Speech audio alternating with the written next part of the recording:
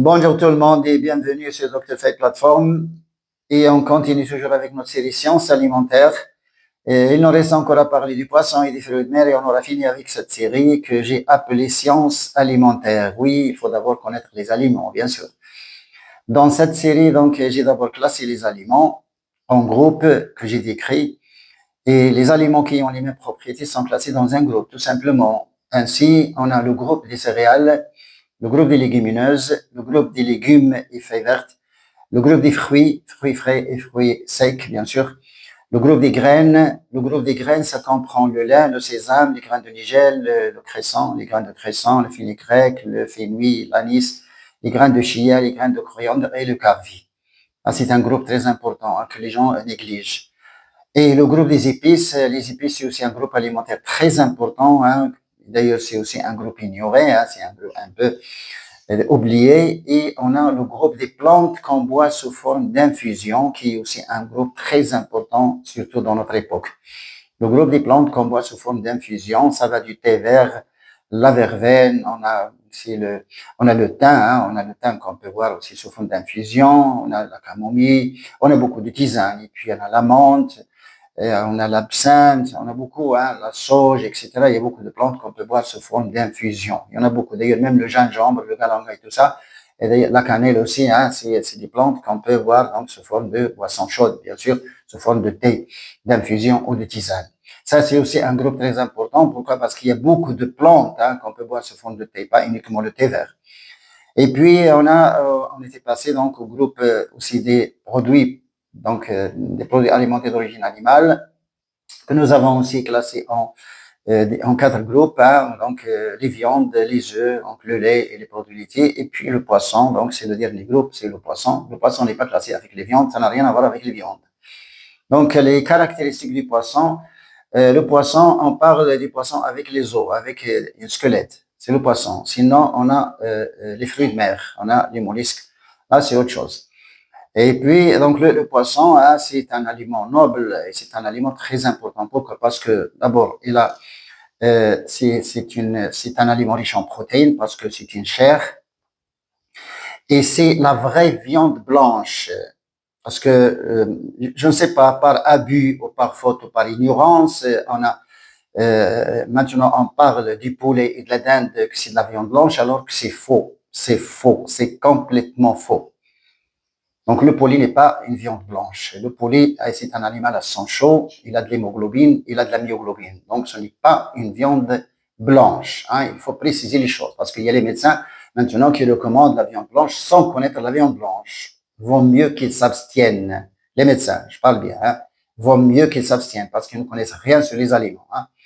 Donc la dinde et le poulet, c'est pas une viande blanche, c'est une viande rouge. C'est une vraie viande rouge. Parce que c'est un animal à sang chaud, donc il a l'hémoglobine, il a la myoglobine. C'est les techniques d'élevage qui l'ont rendu avec une couleur blanche, c'est tout. Mais sinon, on a les fibres musculaires qu'on a étudiées avec les détails. On a étudié les fibres musculaires, donc on a les fibres musculaires. Donc la fibre rouge et la fibre blanche. Donc le poulet, la chair de poulet, c'est pas une fibre blanche, ça n'a rien à voir quand même. C'est contre la science. Et c'est une corruption d'ailleurs de la science, de parler quand même un aliment alors que c'est faux, on est en train d'induire les gens en erreur. On est en train de tromper les gens. Le poulet et la dinde, ce n'est pas une viande blanche. La viande blanche, c'est le poisson, parce que c'est pas un animal à sang chaud. Et bon, il n'est pas tracé d'ailleurs. Bon, c'est un animal qui n'a pas de sang, qui n'a pas de myoglobine, qui n'a pas d'hémoglobine. Donc c'est une viande blanche. C'est la vraie viande blanche et c'est la meilleure viande. C'est la meilleure viande, c'est la meilleure qualité d'ailleurs qui existe dans la nature. Donc le poisson, il n'y a pas de cholestérol. C'est pourquoi il n'est pas classé avec les viandes et ça n'a rien à voir avec les viandes. Donc le poisson, il n'y a pas de cholestérol, il n'y a pas de gras saturé, ça n'existe pas. Donc c'est une huile de poisson. C'est le gras, il est insaturé, il est riche en oméga 3 d'ailleurs. C'est des insaturés, c'est des acides gras insaturés. Donc il n'y a pas de cholestérol, il n'y a pas de gras saturé. Donc ce n'est pas une viande. Et puis il est riche en protéines, il a une tolérance en protéines qui va jusqu'à 24-25, bon, protéines. Et le poisson, il est riche en minéraux, surtout le calcium, le phosphore, et même le fer, le magnésium, le manganèse, tout ça, il est un peu de cobalt. Aussi, il y a le zinc, il y a tous les minéraux, et surtout le calcium, il est riche en calcium. Et les gens maintenant ils recommandent le lait pour les gens qui ont un manque de calcium, alors que le poisson, normalement, c'est la meilleure source de calcium. Et c'est un calcium absorbable. Donc, les minéraux, vous voyez, c'est très riche en minéraux. Et puis, on a le sélénium. Vous voyez, on a déjà parlé des groupes alimentaires qui sont caractérisés par un certain minéraux, comme les céréales. On a le chrome. Le chrome, c'est un minéral qui existe. La meilleure source, c'est les céréales. Et c'est pourquoi, d'ailleurs, il est indispensable de consommer les céréales. Bon, c'est les gens qui ne peuvent pas consommer le blé, donc ils peuvent consommer le riz, ou ils peuvent consommer aussi donc l'alpiste ou le maïs ou donc l'avoine ou autre grain. Bon, parce qu'il y a un groupe quand même, il y en a beaucoup. Donc, vous pouvez trouver toujours un substitut. Donc, le poisson, le sélénium, il est caractérisé par le sélénium. Vous voyez, quand vous avez le sélénium et le zinc, attention, les deux minéraux qui se trouvent en concentration importante, donc c'est le sélénium et le zinc, c'est très important donc, de trouver les deux minéraux dans un aliment. Donc, les céréales sont caractérisées par le chrome, les légumineuses par le molybdène, et puis on a les légumes qui sont caractérisés par le potassium, surtout le potassium, les légumes sont potassiques, attention. Et puis les fruits, le magnésium, une teneur importante en magnésium, surtout les fruits secs, comme l'amande, les noix et les figues, les raisins secs, les dattes et tout ça, c'est riche en magnésium. Et vous avez le groupe des graines, le groupe donc du sésame, du lin et tout ça qui est riche en phytostérol, phytostrogène. Et on a les épices qui sont riches en alcaloïdes. Il y a aussi certains phytostrogènes, oui, ils sont phytostrogéniques. On a les plantes qu'on boit sous forme d'infusion qui sont riches en polyphénol, caractérisées par le polyphénol. D'ailleurs, on consomme le thé vert pour les polyphénols, pas pour les protéines, pas pour les minéraux. Il y a des gens qui parlent de protéines. Le moringa est riche en protéines, oui. Oui, mais vous en consommez combien? Le moringa est riche, très riche en protéines, mais vous consommez 2 grammes quand même. Ouais. Ben, cessez de raconter n'importe quoi, et c'est pourquoi d'ailleurs j'ai dit tout à l'heure, bon, les gens qui n'ont pas étudié les sciences alimentaires, qui s'abstiennent, parce qu'ils sont en train d'induire les gens en erreur. Vous ne connaissez pas les bases donc, de la nutrition, ben, il vaut mieux s'abstenir. D'ailleurs, c'est bon pour vous. Hein. Et là, les groupes, vous voyez, les groupes alimentaires il y a toujours une caractéristique. Là, c'est pourquoi donc, je parle de complémentarité alimentaire. Complémentarité, ça veut dire qu'il faut prendre un de chaque groupe pour bien équilibrer donc votre régime. Et c'est la meilleure façon. Donc, le poisson, il est riche en sélénium. Il est caractérisé par le sélénium. Bon, les viandes, c'est le fer. Bon, ça veut bien, bon, c'est le fer émique qui existe dans la viande. Et puis, le poisson, c'est le sélénium et aussi le zinc. On a un peu de cobalt aussi dans le poisson. Et puis, vous savez, le poisson est caractérisé par l'effort du poisson. Hein, c'est la teneur en protéines, bien sûr. Bon, il ne faut pas oublier la teneur en protéines. La teneur élevée en minéraux, surtout le sélénium. Hein, le sélénium caractérise le poisson. Et puis, vous avez l'oméga 3, la matière grasse du poisson, c'est des huiles, donc vous avez c'est riche en oméga 3. Plus le poisson est gros, plus la teneur en oméga 3 est élevée. Ça va? Donc, plus le poisson est gros, plus la quantité d'oméga 3 est élevée. Hein? Mais sinon, tous les types de poissons, ça contient de l'oméga 3. Hein? Bon, il ne faut pas quand même. Donc, il ne faut pas avoir peur. Hein? Même les sardines, même les chanchards et tout ça, là, c'est les petits poissons aussi, ça contient de l'oméga 3. Oui. Et il est riche aussi en vitamine B12. B12. Oui, vous voyez, le fort donc, du poisson, c'est la vitamine D et la vitamine B12. La vitamine B12, on la trouve dans les viandes et on la trouve dans le poisson. Encore, plus le poisson est gros, plus la teneur en vitamine B12 est élevée. C'est la même chose que l'oméga 3. Donc, les deux, hein, la vitamine B12 et l'oméga 3, donc la concentration augmente avec donc, la grosseur donc, du poisson. Plus le poisson est gros et grand, là, plus vous avez une teneur élevée en B12 et aussi en oméga 3. La vitamine D, le poisson est une bonne source de vitamine D. Il y a des gens maintenant qui disent que le lait est une source de vitamine. Non, monsieur, le lait, il n'y a pas de vitamine D dans le lait, monsieur. Et puis les huiles de table, non, monsieur, c'est pas une source naturelle de la vitamine D parce qu'on a ajouté de la vitamine D. On parle de la nature, on parle des aliments qui sont dans la nature. Donc, les huiles de table, il y a de la vitamine D. Non, ça n'existe pas, donc c'est faux. C'est une blague. Hein. Parce qu'on a enrichi, on a ajouté la vitamine D. On va en parler d'ailleurs. On va en parler parce que ce n'est pas une correction, mais c'est une catastrophe. Ce n'est pas une correction parce qu'on dit qu'on corrige quand même, comme ça, on incorpore la vitamine. Non, non, c'est une bêtise. Et c'est une gaffe. Et c'est une catastrophe. Il ne faut pas ajouter la vitamine D dans les huiles de table. Ah, il faut être clair. Là, ou bien la science, ou bien l'ignorance. Et moi, je le dis toujours, moi, je suis prêt à tous les congrès internationaux. Je suis prêt à faire une face-à-face avec n'importe qui. C'est de la science, oui. Et là, la science n'a pas de nationalité, il n'a pas de religion, il n'a pas de nationalité, il n'a pas de langue. Hein. La science, c'est la science, oui. Et là, le poisson, regardez un peu cette composition, vous voyez, c'est un aliment noble. Vous avez une teneur élevée en protéines, c'est des protéines qui sont digestibles, parce que la viande, normalement, ça demande 3 heures et demie dans l'estomac pour être digérée. Et oui, parce qu'il y a de la collagène. Et parce qu'il y a des gras, vous voyez. Et parce que c'est solide, vous voyez, avec le collagène, donc, disons, l'attaque par la chymotrypsine dans l'estomac pour ouvrir la structure quaternaire des protéines, donc ça prend du temps. Vous avez 3 heures et demie pour digérer. Si vous avez un bon estomac, 3 heures et demie pour les gens qui ont un estomac très fort. Hein, c'est, disons, le groupe sanguin O. C'est le groupe sanguin O qui digère la viande en 3 heures et demie. Sinon, le groupe sanguin AB, il digère la viande en 4 heures et demie. Hein. Et il aura des problèmes. D'ailleurs, le groupe sanguin A, il est végétarien, donc il ne doit pas manger de la viande. Son estomac ne peut pas digérer de la viande. Ben, je vais venir. Donc, je vais vous expliquer. Donc, tous ces problèmes qui se rapportent, donc, au groupe sanguin et tout ça, on va en parler quand même. Donc là, la viande, c'est 3 heures et demie de digestion. Le poisson, c'est 1 heure. Et même moins d'1 heure. Il y a certains chercheurs donc, qui ont pu donc, extraire donc, la digestion, c'est-à-dire l'hydrolyse donc, de ces protéines en 45 minutes. Sinon, c'est 1 heure maximum, 1 heure et 1 heure et quart. Et c'est une grande différence parce que le poisson, il est digestible. Donc, c'est une viande tendre.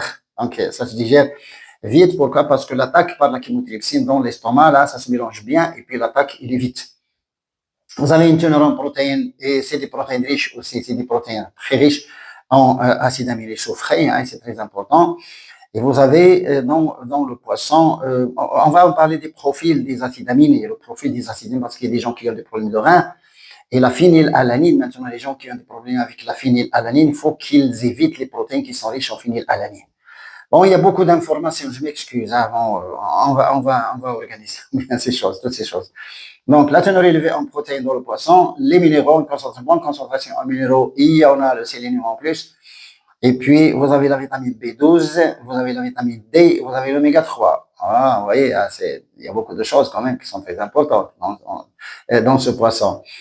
Et avec ça, donc, le poisson, il doit être classé du point de vue valeur nutritive, il doit être classé numéro 1, hein, le poisson. Et les gens donc, qui sont impliqués dans le domaine de la pêche, les gens qui sont en contact avec le poisson, dans les mers et tout ça, hein, les pêcheurs, et ils mangent encore, il y a des pêcheurs qui mangent encore, ils mangeaient le poisson cru. Ils mangeaient du poisson cru. Vous voyez, hein? Manger du poisson cru, pourquoi? Parce qu'il y a des enzymes dans la chair de poisson. Il y a des enzymes dans la chair de poisson. Et le poisson qui vit dans un milieu très salin, il n'y a pas de microbes parce que les Escherichia, les salmonelles, les campylobactéries, les bacillus, tout ça ne peuvent pas vivre dans un milieu salin. Sur la concentration des sels, comme il arrive à 35% quand même, c'est une teneur très élevée en sel, donc les micro-organismes ne supportent pas. Et le poisson, il supporte, et le poisson, c'est un aliment stérile.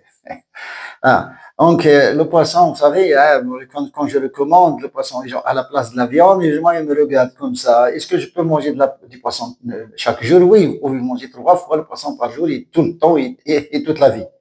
Les Esquimaux, hein, ils vivent sur le poisson. Il n'y a rien de dangereux dans le poisson. Il n'y a rien.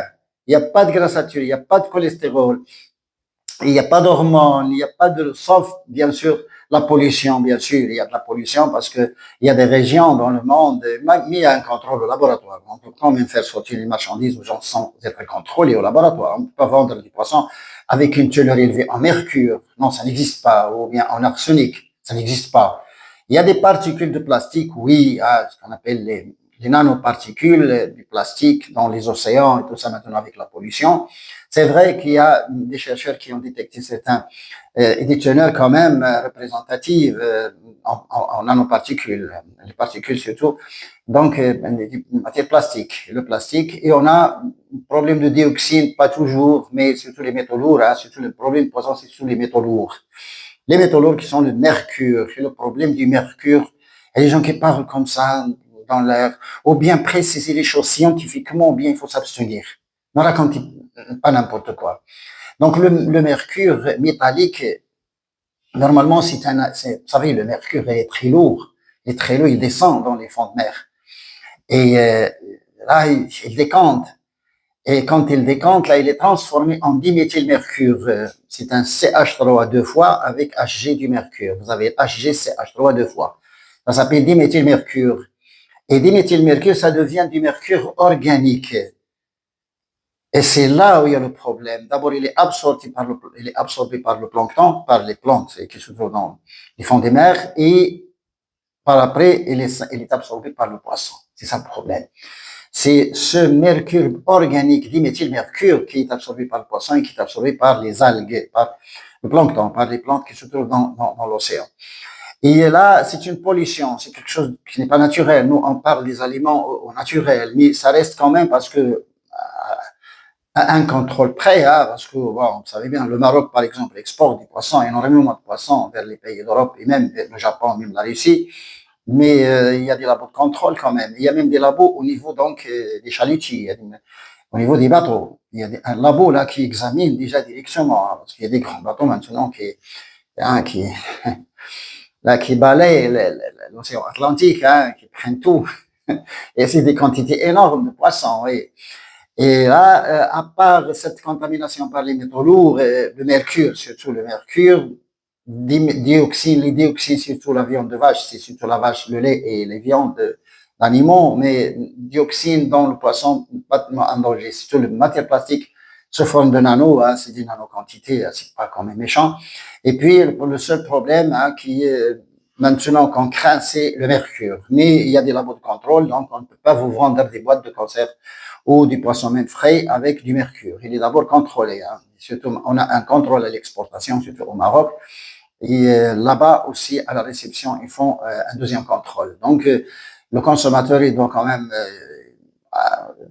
hein, il doit se calmer avec ça. Parce que vous savez, maintenant, avec les mass médias, avec les social media, on peut publier n'importe quoi, n'importe quelle bêtise pour faire peur aux gens. Bon. Et on est là pour corriger ces choses. Donc, le poisson, vous voyez, c'est un aliment noble. Et à un certain moment de ma vie, j'avais classé le poisson avec le monde végétal. J'avais classé le poisson avec le monde végétal. Il ne photosynthétise pas, bien sûr, c'est un hétérotrophe, oui, mais du point de vue composition et caractéristiques, vous savez bien que c'est un aliment, maintenant, c'est pas une viande. Et oui, parce qu'il n'y a pas de cholestérol, il n'y a pas de grasses saturées, il n'y a pas d'hormones, il n'y a pas d'antibiotiques, rien. Et ensuite, vous avez les caractéristiques qui se trouvent dans le monde végétal. Vous avez l'oméga 3, vous avez la vitamine D est animale. Bon. Et puis la vitamine B12, il est aussi animal. On a d'autres vitamines dans le poisson. On a aussi l'acide pantothénique, la B5, et on a la B6, la pyridoxine, la biotine aussi. On a la B5, la B6 aussi, ça existe dans le poisson. Certains types de poissons ont aussi la thiamine et la niacine. Un peu de thiamine et de niacine, donc c'est un type de poisson. Parce que vous savez, c'est un monde de poissons. Hein. Il y a beaucoup de variétés, c'est des milliers de variétés. Mais nous, on parle des caractéristiques communes donc du poisson. Là. Ce poisson, vous voyez, il est facile à cuire. Donc, les gens, maintenant, je recommande le poisson, mais pas sous forme grillée. Parce que maintenant, vous voyez, le poisson cuit dans l'huile, voilà, vous polluez cet aliment. C'est ça le danger. Le danger, c'est la friture de poisson. Donc, il ne faut pas faire cuire du poisson dans l'huile. C'est ça le danger. Quand un poisson est cuit dans une tagine ou avec de la sauce, ou je ne sais pas, même il est directement grillé au feu, oui, ça passe. Ce qu'on appelle à la planche maintenant, poisson à la planche, oui, c'est bon. Ou sous forme, disons, broyée, hein, sous forme hachée ou sous forme de potage, poisson sous forme de potage, c'est le meilleur d'ailleurs. Hein. Sinon, au Maroc, nous, on connaissait avant bon, les tagines de poisson. Les tagines de poisson. Maintenant, il y a très peu de gens, mais maintenant, c'est surtout la friture. Et la friture, c'est un très grand danger, donc il faut qu'elle s'arrête. Il faut qu'il y ait comme une campagne scientifique. Il faut médiatiser cette chose que la cuisson par friture, que ce soit les pommes de terre ou que ce soit le poisson, autre chose, les aubergines, je ne sais pas quoi, la cuisson par friture, c'est un danger pour l'humanité. Il faut l'arrêter. Il faut faire une campagne mondiale dans les mass médias pour dire aux gens arrêtez de faire que les aliments dans l'usine. Pourquoi? Parce que quand vous chauffez une huile, la température atteint 280 et 300. Ça atteint 300 degrés. Vous voyez, hein? Vous avez les époxydes, les peroxydes, vous avez tout le bazar. D'autant plus que ces huiles-là, il y a déjà le trans. Ils sont déjà raffinés, vous avez les trans fats, les acides gras en trans. Et là, c'est là le danger. Sinon, le poisson sous forme de potage, il est cuit sous forme de tagine, ou même il est grillé directement ou à la planche et tout ça. Bon, la cuisson sèche, oui, c'est bon. Hein. Et voilà, le poisson, un peu, vous voyez, les fruits de mer, les fruits de mer ne sont pas, disons, certaines religions, vous savez bien que c'est une religion, d'ailleurs, interdit les fruits de mer, comme la religion juive, d'ailleurs, ils ne mangent pas, donc, les crevettes, donc, les fruits de mer. Oui, mais oui, hein, c'est leur liberté, c'est leur droit, ils savent bien pourquoi. Comme nous, on interdit, disons, le porc et tout ça. Bon, le porc, il est interdit dans toutes les religions, de toute façon, même chez les chrétiens et les juifs, tout ça, tout le monde. Mais nous, enfin, les musulmans, ils mangent bien les fruits de mer. Ils se contentent bien. Il y a même des fruits de mer qui coûtent cher. Les crevettes royales et tout ça. Il y a des types de mollusques, il y a des types donc de fruits de mer qui coûtent très cher. Comme ces fruits de mer, la seule différence qui existe, bon, ils sont riches en minéraux aussi. Hein. C'est riche en minéraux. Et les fruits de mer, il y a du cholestérol. Malheureusement, il y a du cholestérol. Donc, vous voyez, il y a une différence entre le poisson et les fruits de mer. Vous voyez, donc, je ne recommande jamais les fruits de mer. Je n'ai jamais recommandé les fruits de mer aux gens. Bon. Les gens aiment beaucoup, hein, surtout au Maroc, les gens qui aiment les crevettes royales et surtout. Les moules, oui. Hein, les moules, c'est bon. Hein. Les moules, c'est bon. Pourquoi? Parce qu'ils concentrent bien certains minéraux et certaines vitamines. Mais les moules, c'est bon. Et les moules, vous savez bien, hein, vous payez une grosse pièce, mais à l'intérieur, vous trouvez un très petit. Là, quand vous ouvrez, là, très petit. Oui, oui, d'ailleurs, ça reflète l'importance de l'aliment, l'importance de la valeur nutritive, donc, de ces moules. Et sinon, il n'y a pas de différence avec le poisson, c'est que il y a du cholestérol. Sinon, ils sont aussi riches en protéines. Il y a des constituants. Il y a même les crevettes, par exemple, il y a la chitine, mais maintenant on décortique, donc la crevette, on ne la mange pas en entier. Il y a la chitine dans quand on décortique, vous savez, hein, donc ce qu'on enlève là, il y a de la chitine, et la chitine c'est très important, surtout pour le côlon, et la chitine maintenant existe dans les pharmacies, ça se vend comme complément alimentaire. Voilà. Donc, on a fini avec ces groupes alimentaires, donc la fois prochaine, je vais vous parler de cette nouvelle d'ailleurs en 2026 qui est donc la pyramide des aliments est renversée et moi j'ai toujours été contre la pyramide des aliments. Dr Fayed a parlé de la pyramide des aliments depuis 30 ans, que ce n'est pas la bonne pyramide, que c'est une pyramide fausse. Maintenant, les Américains, d'ailleurs, ils l'ont renversée et ils ont dit, bah voilà, c'est les végétaux d'abord, c'est les végétaux, c'est les légumes et fruits, tout ça. C'est ce que j'ai toujours dit. Et j'étais pas mal de fois attaqué dans certains congrès. On a même, il y a même des chercheurs qui se sont moqués de moi, d'ailleurs, maintenant ils sont décédés. Hein. Il y a des chercheurs européens comme Van Bell, le Belge Van Bell, il y a même un Français là qui se sont moqués de moi, alors que je leur dis, bon, nous sommes dans un congrès, tout le monde est docteur. Dans un congrès, tout le monde est docteur. Tout le monde est docteur. Bon, tu n'as pas le droit de dire à quelqu'un que c'est faux, hein. Tu donnes votre opinion, tu dis, moi, je vois que c'est pas ça, mais il faut pas dire aux gens là, vous racontez n'importe quoi. Non, ça se dit pas. C'est pas quand même la bonne éducation. Et un congrès, tout le monde est docteur. Même si je suis marocain et un autre algérien et tunisien et saoudien et égyptien et un allemand et un britannique, mais tout le monde a un doctorat. Dans un congrès, c'est la science. Tout le monde est docteur. Et il y a des gens qui oublient ça. Ils voient encore que ce Marocain, il raconte n'importe quoi, alors que je suis docteur et peut-être je suis plus fort que lui, mon doctorat peut-être donc, est plus fort que son doctorat. Et j'avais toujours dit que les viandes ne font pas partie de l'alimentation humaine. La viande, c'est un aliment occasionnel. C'est les cérémonies, c'est les invités, c'est l'Aïd al-Adha et tout ça. Mais ce n'est pas un aliment, ça ne doit pas être un aliment régulier. Ce n'est pas l'aliment de chaque jour. Ce n'est pas l'aliment du quotidien. Les Européens, quand ils ne mangent pas de la viande, attention, ils n'ont pas mangé. Ça veut dire qu'ils se sentent mesquins. Alors que c'est faux. La viande n'est pas un élément de base. Je continue à le dire, je l'ai toujours dit, j'étais pas mal de fois attaqué, j'étais toujours attaqué d'ailleurs. Hein. Là, mais attention, je lutte bien parce que c'est ma science, parce que je connais bien ce que j'ai étudié. J'ai 2 doctorats, pas un, 2 doctorats. un doctorat marocain et un doctorat français à l'université de Blaise Pascal de Clermont-Ferrand. Et je sais ce que je dis, hein, je suis un grand spécialiste dans le domaine des sciences alimentaires et des technologies alimentaires. Vous voyez, et quand je dis les choses, je précise. Hein, je précise et je justifie ce que je dis scientifiquement. La viande n'est pas un aliment de base. La viande n'est pas un aliment de base. Voilà. Ça veut dire que ce n'est pas un aliment obligatoire, ni indispensable non plus. C'est un aliment occasionnel qu'on peut manger une fois par mois ou 2 fois par an, oui, mais plus on évite les viandes, plus on est en bonne santé. Ça, c'est ma science, c'est ce que je dis, c'est ce que je pense, mais je n'oblige personne à suivre mes conseils. Voilà, je ne suis pas pour vous convaincre. Je vous montre ce que nous avons trouvé dans les labos, ce que la science maintenant vous dit, et c'est tout. Faites ce que vous voulez. Vous êtes libre d'ailleurs, hein. Et on n'a pas le droit de toucher à votre liberté. Si vous voulez manger de la viande chaque jour et 2 fois par jour, ça c'est votre liberté. Mais attention, préparez-vous à toutes les maladies. Si vous mangez de la viande chaque jour, préparez-vous à toutes les maladies. Je dis bien toutes les maladies cardiovasculaires, le côlon, l'estomac, tout. Les hémorroïdes, le chamboulage hormonal chez la femme, prostate, c'est d'ailleurs l'hypertrophie de la prostate, tout. Les maladies auto-immunes, les cancers, tout. Préparez-vous à toutes les maladies. Hein. Si vous mangez de la viande chaque jour, vous êtes malade, déjà. Voilà. Et plus vous vous éloignez, plus c'est bon. Parce que la vie existe dans les végétaux, parce que ce sont les végétaux qui stockent l'énergie solaire par la photosynthèse. Et nous sommes des hétérotrophes.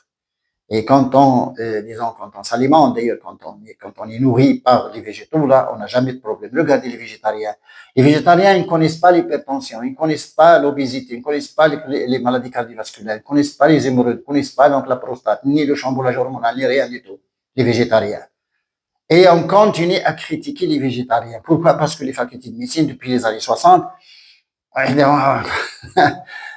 même, on s'est mis à attaquer donc ce régime végétarien. Il y a le vegan et le végétarien. Bon, le végétarien, ils acceptent un peu les œufs et tout ça. Mais sinon, moi, j'appuie et j'encourage d'ailleurs le régime végétarien. C'est le meilleur régime d'ailleurs. Hein. En plus que j'ai mis un protocole, donc moi j'ai mis au point un protocole aux gens, hein, c'est un protocole d'ailleurs qui est basé sur l'alimentation végétale, mais c'est un protocole, là, il y a une complémentarité alimentaire, et j'ai introduit la bonne viande, la viande de pâturage, j'ai introduit la viande une fois par mois, une fois par 2 mois, ou les occasions, les cérémonies et tout ça. Oui, bon, c'est pas végétarien strict, mais c'est un peu à quelques 97 végétariens. Voilà. Donc, on a fini avec ces groupes alimentaires. Il faut quand même bien classer les aliments. Il faut bien connaître les aliments. Ne confondez pas quand même les lentilles avec la pomme de terre et ne confondez pas les abricots avec l'orge. Hein. Ne mélangez pas. Il y a des groupes alimentaires, là, les aliments qui ont les mêmes caractéristiques sont classés dans un groupe. J'ai bien donc cette série-là. Donc, c'est comme un cours de base pour les gens qui étudie donc la nutrition diététique et tout ça, hein, c'est un cours de base, pourquoi pas, hein, il est très important, c'est sciences alimentaires. Je sais pas il y a combien d'épisodes, hein, c'est une vingtaine d'épisodes dans cette série, mais c'est très important, ça va rester sur la chaîne de toute façon.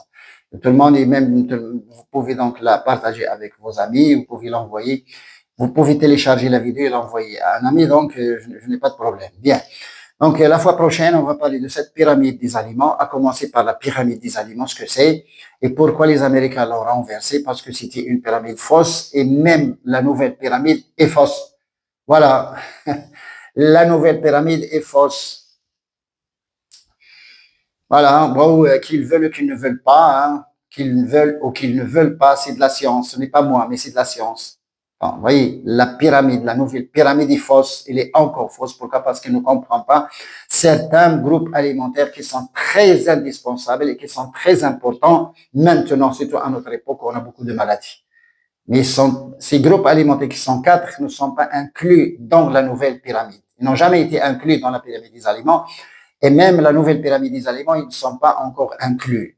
4 groupes alimentaires ne sont pas inclus dans la pyramide. Elle est fausse. Pour moi, hein, ça, c'est mon opinion. Je suis libre quand même de m'exprimer. Je suis docteur quand même. La nouvelle pyramide est aussi fausse. La nouvelle pyramide est fausse.